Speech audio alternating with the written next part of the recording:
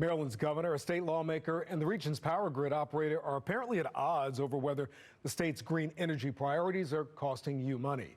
Spotlight on Maryland's Gary Collins investigates what's driving up the cost of your energy bill. It just makes no sense to me. Our investigation presses on about how a proposed offshore wind farm along Ocean City's coast would power a portion of Maryland, as gas and coal plants are rapidly closing amid soaring electricity demand. And listen, I have said it before, I will say it again. This is going to be Maryland's decade.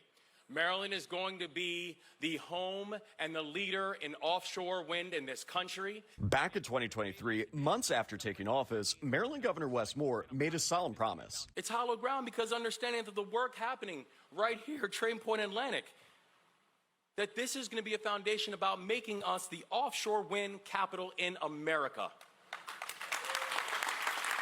2 years later, in July 2025, despite the promise that the Baltimore wind turbine manufacturing site would be operational with more than 550 employees, the hollow ground remains largely dirt. It's done.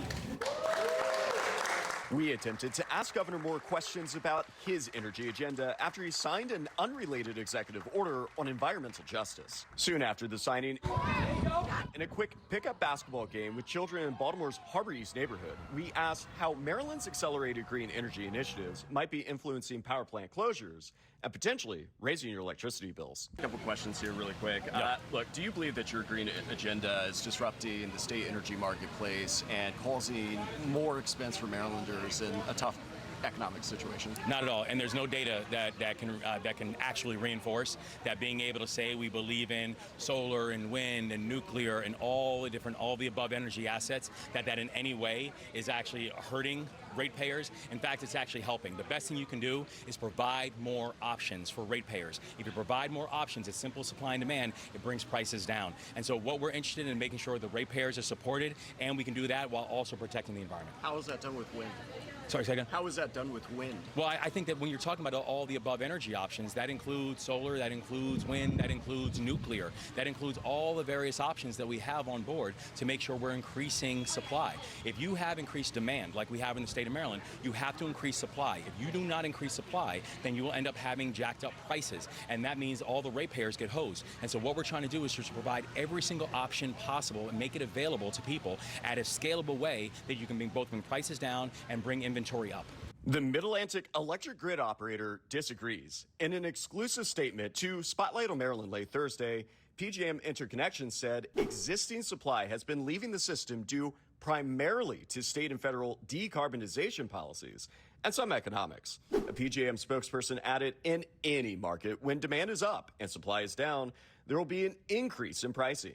PJM has been warning of this eventuality for several years now. Maryland law, backed by the governor, also plays a role in the state's decreasing energy supply.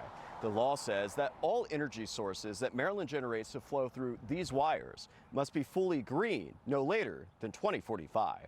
The governor wants that decreased by 10 years. The increase in electricity demand from the region's growing data centers and artificial intelligence industries, combined with Swiss shutdown of fossil fuel power plants, has led Maryland's utility energy costs to rise significantly from importing out-of-state energy since Moore assumed office, setting a new record this week, according to PJM data.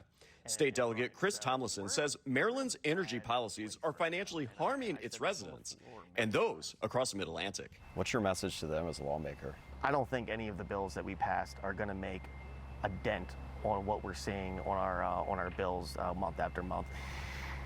I don't ever like to think that there's no hope, so I don't want to say that.